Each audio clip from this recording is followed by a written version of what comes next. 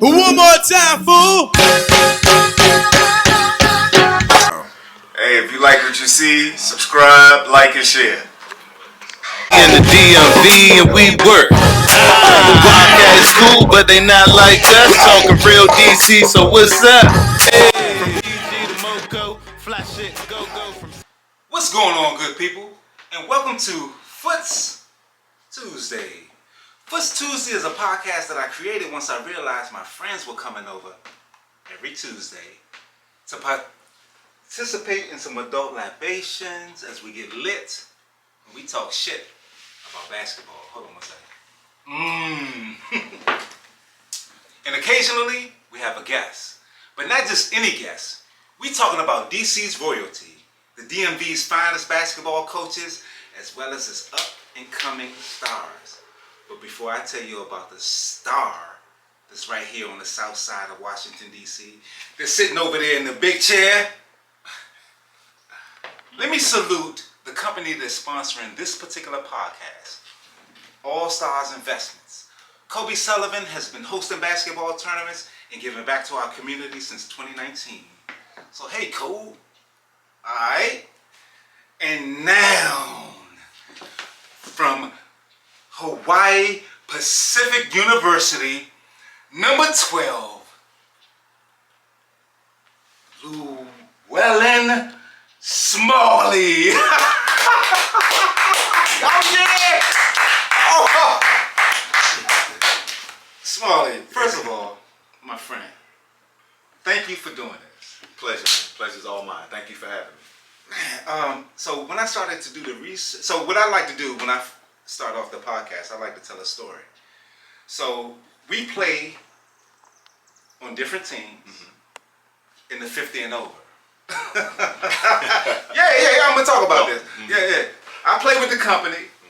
You play with another mouth. Who cares about that? Anyway. So in the first half, you give us 30. Zoe checking you. But Zoe like one of our best scorers. So Zoe come to the sideline at halftime and say, listen, man, I can't guard him and score at the same time. It's too much. So we look around, nobody say nothing. So I say, man, I got this dude, man. So we come out the half, and all of a sudden, Foots is guarding Smalley. And listen, I don't care what you say. You can say whatever you want to say right now, man. Only thing I know is I got a steal. I turned you into a assist dude. And I don't even think you score, Small. I disagree with that. I disagree with that. What did you see out there? I saw about maybe another 8 points, but the game dictates what I do. So because I already had points and we were up, I think we were up 20, 30 maybe? Something like that. But we're not going to count that. The game was really done, so now I can turn into the distributor. How come you don't talk about that? You know, I can distribute like FedEx, Amazon. I'm distributing now, sir. I'm distributing. So is that what we doing now? Yeah, that's what we're doing. I thought we was. No, we're boys. We're very true. Like a brother. So let's do this then. Let's switch the whole topic.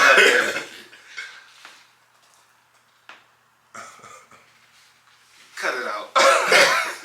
Hawaii Pacific's overall scoring champ.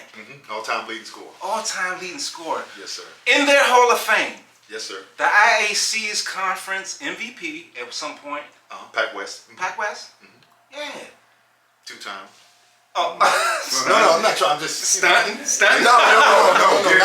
That's just. Can you give us the years? What years? I played 94 to 98, and I was Pac West MVP 90, 96, and 98. 96, 97, 97, 98 season. That's dope. Yes, sir. That's it was dope. a blessing, man. Listen, man. You know, I talk to people all the time, and people have this. You know, we hoop. Yes. So when you on that circuit, you got dudes that's always talking about what their accomplishments and all that other stuff. True. But come on, man. Hall of Fame? Yeah. How many people do you know that's in anybody's Hall of Fame? That's true. That's true. How does that feel? It was truly a blessing, man. It really, really was. Especially my background. You know, I never played high school basketball, so I didn't start playing basketball until I went in the military. Okay. I played football. You know, down south we played football. Up north, South where? Louisiana. I'm from Louisiana, Okay. Shreveport, Louisiana. So down south, you know, we played football. Guys who played basketball, we looked at them as kind of soft. Yeah. You know, because we didn't play basketball down south. It's all about football. It's like a rite of passage, like a rite of manhood. So all through high school, I played football. Then I started liking basketball around my senior year of high school, but I'd already joined the military. Okay.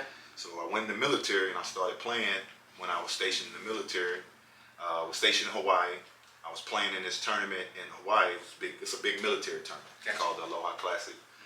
And each year they let one college team play in the military tournament. So it's like if a college team, if a military team hangs with the college team, the military team gets props. Nice. You know, it's like Army, Navy. Yeah. So they let one college team play. So that year they let Hawaii Pacific play. They was mopping everybody up. So I played against the Air Force team. I was on the Army team, and I probably had like 52 points. Any notable players on that team? No, it was just military. Okay. But on the Hawaii team, they had the college team. They had Roger Huggins, who was he was an All-American 2-time. They had John Strickland. They had a couple of 7-footers. I mean, they had a really nice month. They had just won the championship, right? The NCAA championship that year. Okay. The previous year. Yeah, so I came in and the coach saw me in the military game. I had like 52. So he asked me. Hold up, man. Yeah. God, so I couldn't. So look, you can't just bypass the 52. Dude, I'm gonna be honest with you, man. It was crazy. I couldn't dribble. I was very athletic though, Okay. because I played football. Right. And I could jump because I played football. Strong because I played football. And I had a little shot, but it was a set shot. Right. It was just a natural shot. So, but I couldn't do anything else. I couldn't dribble. I didn't know what pick and roll was. Dude, I didn't know none of that stuff. Yeah. And the coach saw me, so I just got away up with my athletic ability to score, and I could dunk. So I had literally 52 points, man. Yeah. The coach saw it. He asked who I was, and he was like, "Hey, I want you to come work out with the college guys every Tuesday, Thursday, Sunday." Oh, dang. I was like, "Yes, sir." Coach Tony Solito, I'll never forget. It changed my life. And I went, worked out with him. And then eventually he was like, "Hey, I want to offer you a scholarship." But because I signed a military contract, You couldn't take that? I couldn't take my first company commander wouldn't let me take it. Gotcha. Named Captain, she was a female Caucasian There it captain. is. There it is. Caucasian Captain Shriver. She wouldn't let me take it. She said, "No, you signed a military contract. You're obligated to your military contract. You will not be going out, blah, blah, blah." In discussion. Okay. I said, "Okay, cool." I was cool because I was a nurse in the military. I was doing good regardless. It didn't matter. Then I went home on leave for 2 weeks. I came back. We had a new captain, Gotcha. Captain Coffee, black guy. Calls me into, I swear to God, calls me into the office and says, "Hey, I hear you was offered a scholarship to play basketball for college." I was like, "Yes, sir," but she said I couldn't take it. He said, "You will take this scholarship." Okay. I said, "Okay." He said, "No, you have accepted this basketball scholarship to Hawaii Pacific Straight like University." that, right. Straight like that. Had my out processing paperwork. Right. Gave it to me and told me I had 2 weeks to out process the military and move out of the barracks. What did you think? Yeah, no, that's dope as hell. I was blown. My mind was blown because I didn't know all this stuff. I mean, mind you, I signed up for the military. Right. Next thing I know, 2 weeks later, I'm in the college dorm. Yeah. Getting classes, having to go to this building, that building. I'm like, dude, it was, now mind you, I was older. Yeah. Because I already did like 3 years in the military. Gotcha. So I wasn't 18, I was a little bit more mature. See, that's the only reason why I didn't get to the point where I wanted to get to, because I didn't play in high school either, and I had an opportunity to really get buckets, but nobody drafted me. Nobody gave me that opportunity. So that's dope, though. So I mean, just to hear that somebody looked at you and said, "Man, I don't care what nobody says. I see who you are as an athlete, so forth and so on," and they gave you that opportunity. And I appreciate you shouting that man out. Oh, big time. Coach Tony Solito. My cousin, too. I met a cousin over there that I had in Hawaii. He played with them, too. Okay. So he had told Coach Solito about me also. So, Very yeah, nice, that's how I But look, got there, man. as Hawaii Pacific's all-time leading scorer, it's been a bunch of people who, no homo, ass you done bust. Yeah. No, you got to look at that camera, man. You got to tell these people who asked you bust, man. We need to know how many buckets did you get them people. So my freshman year, I'll never forget, I played against Stephon Marbury. Come on, man. So No, he was okay. So he was a sophomore with the Gauchos. Okay. This New York travel team. Yeah. He was a sophomore in high school. He gave me buckets. I was a freshman though. Again, I don't know nothing about basketball. Right. I ain't know all this. Stephon Marbury. Who was that? Yeah. But after he left, I definitely knew who he was. Absolutely. After that, 47 on. Right. Yeah, 47. I'm a freshman in college, but he's a sophomore in high school. I got you. I get it. So I played against some really good players. Did you hear what that man just said? Freshman in college, sophomore. Yeah. I'm sorry. So I played against A.C. Carter. He was a really good player. Played in Hawaii. Okay. Me and him played together and played against each other. Really good player. Jeremy Robinson, Justin Sewing, Tony Maroney. Really good dudes. Trevor Ruffin. Oh yeah. Trevor Ruffin. I don't know if you heard him. He was one of my mentors. Oh, actually. no, He played with the Phoenix. He got drafted with Phoenix Suns and stuff. He was really good shooter. Real good player. Phil Handy. He was there when I was there. Learned a little bit from him. So yeah, I played in college. I played against some good dudes, man. Then I went overseas. Oh no, we all know that you're well traveled. Yeah, I played a little bit. You know, you're talking about you actually coached in the CBA. Yep. Yeah. You played in the USBL. USBL. Dawkins was my coach. Oh, really? Played against Tutu. A dude named Tutu from here. Yeah. We had a we had a conversation. Really interesting conversation. But we was in we was playing in there. Coming to the podcast. Oh yeah, at some point, Greg Jones. Go ahead. Yeah, exactly. Greg Jones. My roommate was Lonnie Harrell. Right. L Train. Yeah. Played against Ronnie Fields. Okay. Ronnie Fields played in the USBL. And he still had bounce even after the neck accident. Right. Oh my God, unreal. So you really abreast of the DC basketball lineage, man. Yes. That's dope. Yes. That's dope. And what's funny is that when we were in Florida, again, we played in the NBA, which is the Masters Basketball Association. Out of the blue, I promise you, I didn't ask you no questions. Nope. We was just having a conversation, and you said something to the effect of, and if I get something wrong, please correct me. The best crossovers I've ever seen came from this dude that named Tutu By far. and Greg Jones. By far. And when you said that, I was like, I know these dudes, man. By far. And that shit was cool, which prompted me to, of course, call Tutu. Y'all had a great conversation for like 30 minutes, man. I'm surprised he still remember me. Oh man, I mean, talk about that, man. Talk about being in the USBL, playing with these guys that you consider the guys who mastered the crossover, so forth and so on. Awesome. So we were in the USBL. Lonnie was with another team, but I think they were with another team, him and Tutu, I think. Okay. And that team folded. So they came to our team, to the Pennsylvania Valley Dogs. And not Tutu, but Lonnie did. And Tutu went to another team, I think. I think he went to some New York team, some team he went to. Right. And I remember me and Lonnie was sitting up, because Lonnie was my roommate. I remember we were sitting up and he was telling me about cats that he knew, and he was telling me about this cat named Bubba Chuck. Okay. I didn't know what Bubba Chuck was. Hold on, around about what year is this? So this was 2001, 2002. Okay. So he was talking about Bubba Chuck, and I was like, who's Bubba Chuck? That shit's still weird to me. I had no clue who he was talking about. He was like, Allen Iverson. Right. I was like, what? I said, you don't know. I swear to God, I thought he was lying. I said, you don't know Allen Iverson. He pulls out this photo album, like the pictures. No cell phone. No. Pulls out these pictures of him and Allen Iverson hanging out, high school, wherever they was at. And I'm looking like, wow, we in games. I mean, Lonnie is 6'6", point guard. I mean, it was so crazy. So I was supposed to be point guard. He was supposed to be two guard. Okay. But me and him came off we switched and came off the bench. Okay. He was the point guard. I was the two guard. Y'all did that yourselves? We did it ourselves, and then Coach Dawkins just loved it because we would come in and we would blow the lead up by like 30. Okay. Literally. Okay. So there was no drop off. No, not at all. That's it was dope. actually That's a dope. pickup. Right. But you know, the politics. You know how the politics of basketball. So the Coach Dawkins didn't want to mess up the starting two guys because they were getting looked at by, you know, CBA teams or NBA teams and overseas teams. So he was trying to keep them. And I understood. Gotcha. And so we set up and we were talking. He was telling me about this cat named Tutu. Okay. So I'm like, oh, okay. And he was telling me about Greg Jones. Greg Jones. Greg Jones. Like, Yeah. oh, okay. He's like, yeah, man, they do this. Shout out G Jones. Yeah, and I'm sitting there thinking like, man, whatever. Ain't no nigga like that. Stop Right. it. I ain't seen nobody like that. Shit. Man, we got to that game. This dude Tutu, man.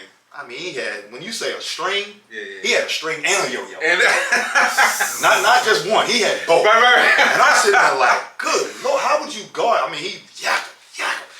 I mean, everything. And I'm just blown because I've never seen nothing like that. My mind is blown. Yeah. Then we played Greg Jones. And Lonnie is telling me, yo, Smalls, you got to get out there. You got to guard him way out there. This is before Steph Curry. Exactly. Before. Exactly. 2000. They ain't gonna tell you that though. Yeah, they ain't gonna tell you that. And I'm like, yeah, what the fuck ever. Whatever. Yak. West Virginia's finest. I'm like, there's no way. Yeah. So I go closer. Yak. I was like, God damn. Lonnie looks at me and says,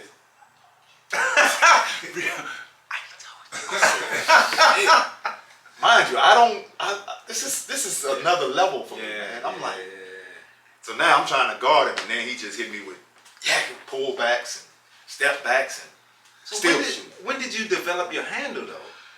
just working out. Okay. When I saw that stuff that they were doing, Those DC, the DC point guards. the DC. Come on, man. Make sure you put it out So there. I'm Those gonna DC tell you, point man, guards. I didn't seen a lot of basketball, and I just got to be real. And this is no shade to nobody else, but the best, and this is just my opinion, the best ballers that I've ever seen come out of the DC DMV area. And that's just my opinion, because, and I'm gonna give it to you, I'm gonna break it down for you. Okay. Dudes from New York got mad handles, Yes. but a lot of them are not great shooters. They can shoot, but they're not shooters with the handles. But they got mad handles. I mean, they do all type of tricks with the ball, and you're just like, I mean, they go by you like it's nothing. Like it's not. Dudes on the West Coast, kind of athletic and can shoot. Handles are not that. They got handles. Don't get me wrong, Right. but they're not like tight like that. They just real simple. Point A, point B, buckets, can shoot. Gotcha. Dudes from the South, I don't know if it's because we country, real athletic, jump out the gym, can shoot a little bit of handles. Dudes Midwest, kind of the same. When I got here, it's everybody. Dudes from DC have everything. Totally different animal. Huh? They got everything. They got the mad handles, Right. and they can shoot And they off can the shoot. handles, and they athletic, and they quick. With the handles, and, I mean, they just got a little, like if you had to put a meter on it, dudes from New York got 12 handles, 1 to 10. 12 handles, 7, 8, maybe 6 shot. Yeah. You know, shoot. I like that detail they go into. West Coast, Yes. 10, 11 shooting, Okay. 6, 7, 8 handles. Wow. Maybe. Yeah. I South? would say basic. Yeah, this is what I'm saying. Just straight, point blank, straight. Boom. A to B, boom. I'm getting buckets, no problem. Gotcha. South, maybe 5, 6 on both. A little bit. Sometimes you'll find a guy that's rare, but it's rare.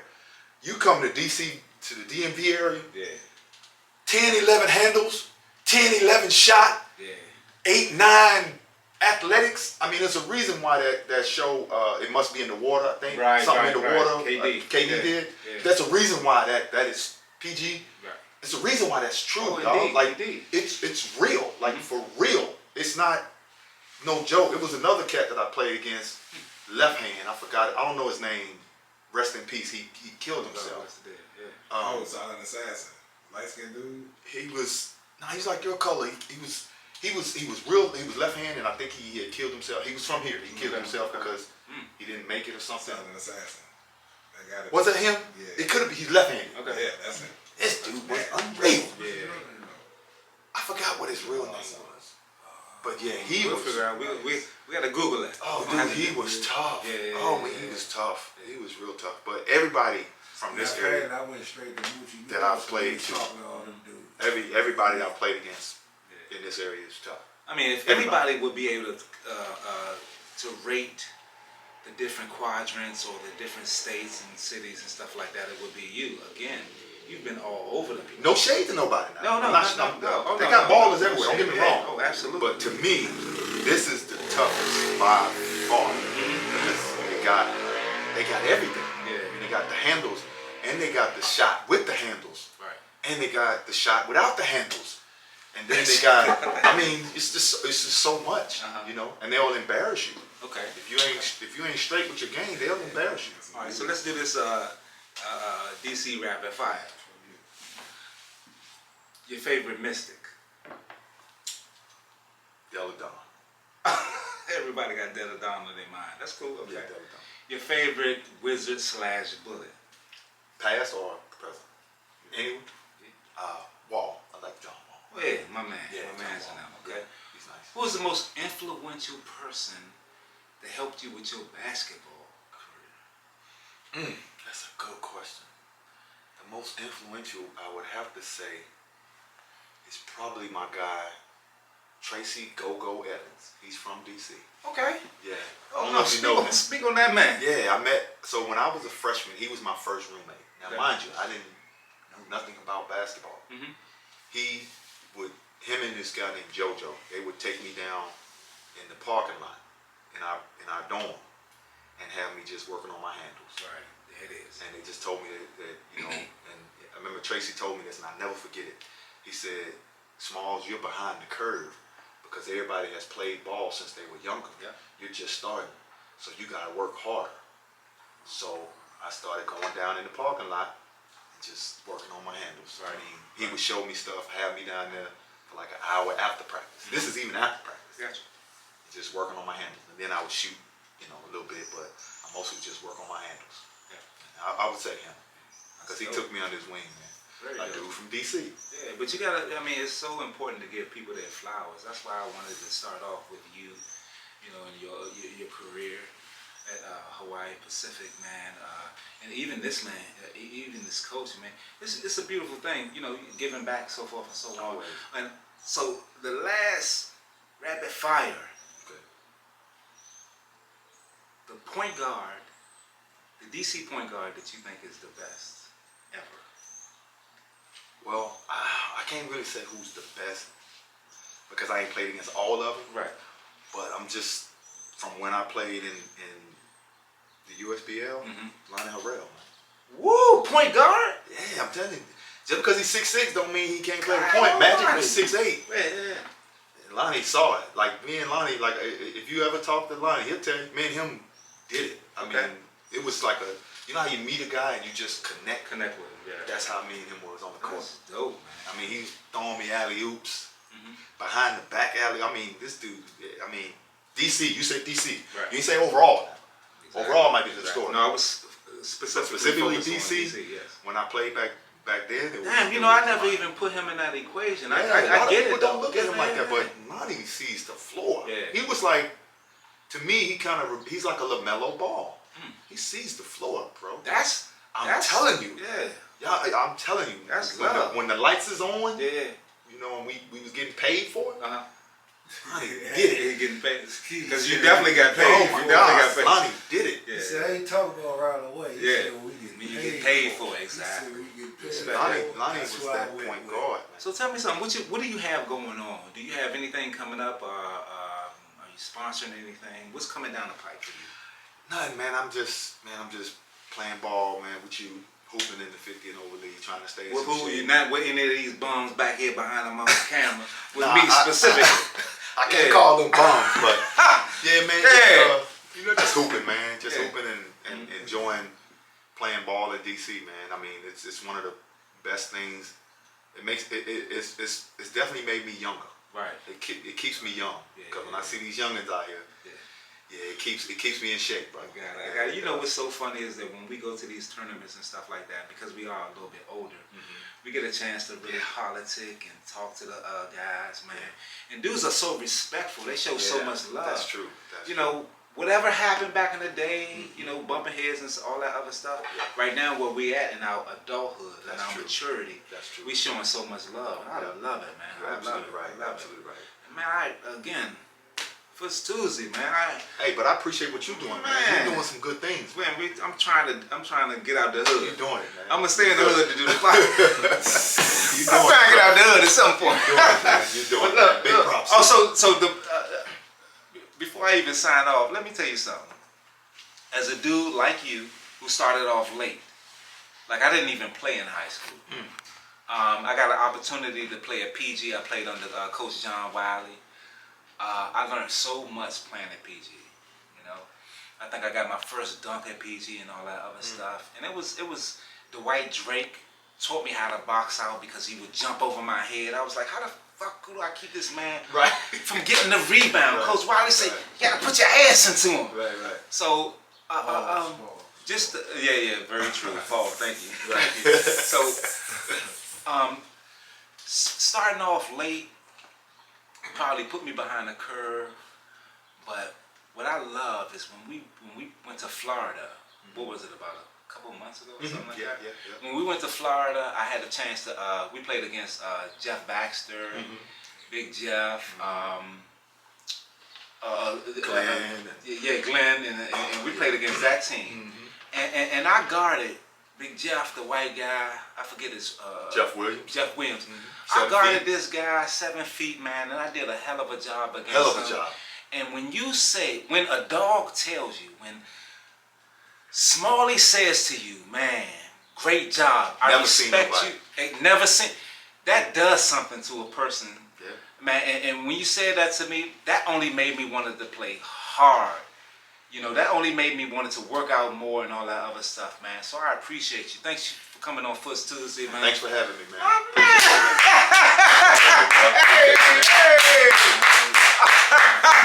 Oh, man. Look. Appreciate you, man. Yes, sir.